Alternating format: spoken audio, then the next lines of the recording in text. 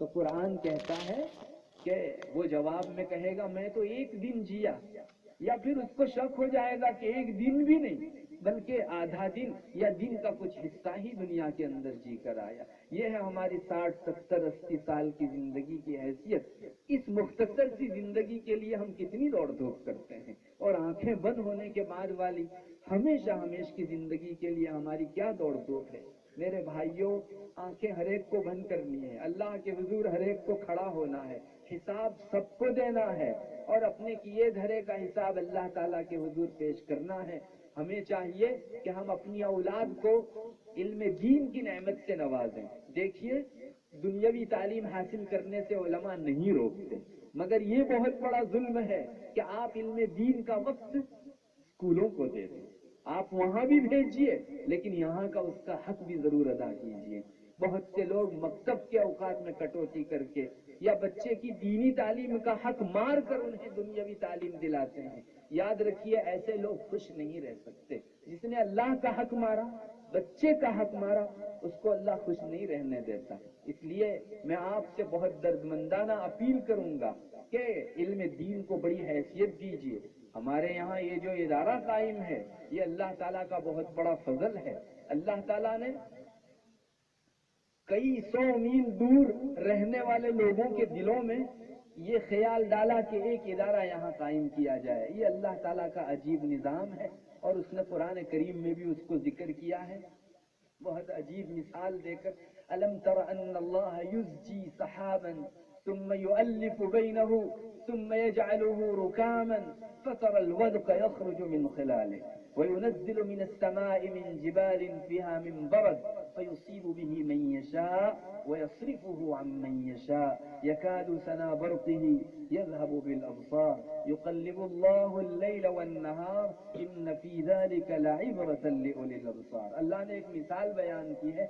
آپ نے دیکھا ہوگا بارش کے موسم کے اندر یہ بادل ہنکالے جاتے ہیں، تو اللہ فرماتا ہے اے محمد، کیا تم نے دیکھا نہیں کہ اللہ تعالیٰ نے ان بادلوں کو ہنکالا اور دوسری جگہ جا کر انہیں جمع کر دیا، اور یہ سب تہ بتہ ہو گئے، ایسے ہو گئے جیسے پہاڑ۔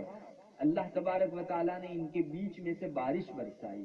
پھر اللہ فرماتا ہے وَيُنَزِّلُ مِنَ السَّمَاءِ مِن جِبَالٍ فِيهَا مِن بَرْدٍ، بہت بڑی مقدار کے اندر اللہ تعالیٰ نے اولے برسائے۔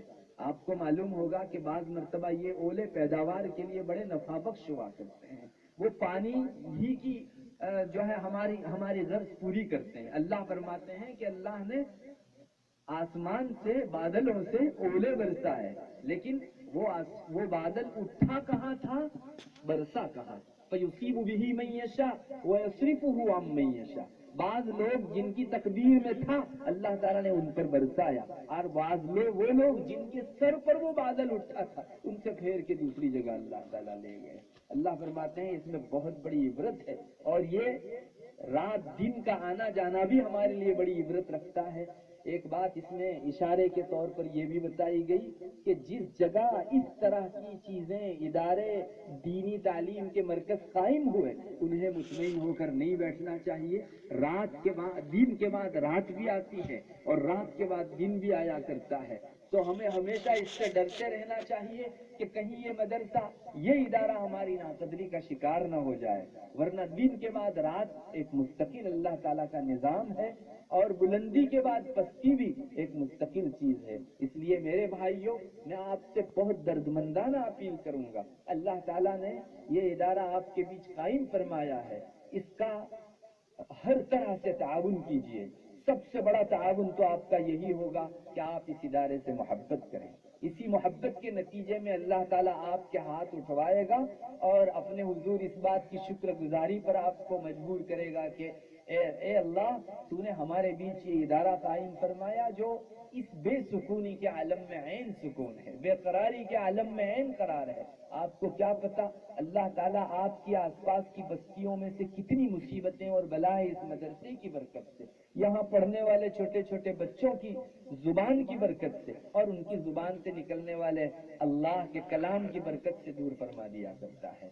آپ اندازہ نہیں کر سکتے، اور حدیث قدسی میں یہ مضامین آ چکے ہیں۔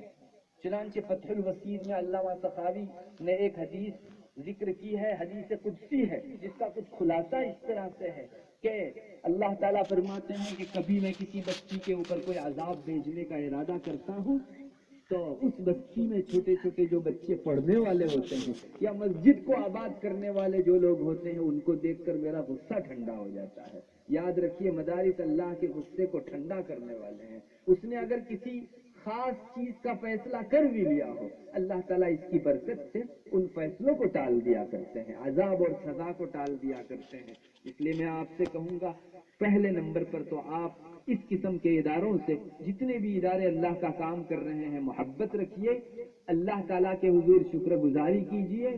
تیسرے نمبر پر یہ اپنے بچوں کو، جیسا کہ حضرت مفتی صاحب نے آپ کو توجہ دلائی، ایک بہت بڑا تعاون آپ کا یہ ہوگا کہ آپ ان بچوں کو اس مدرسے کے اندر تعلیم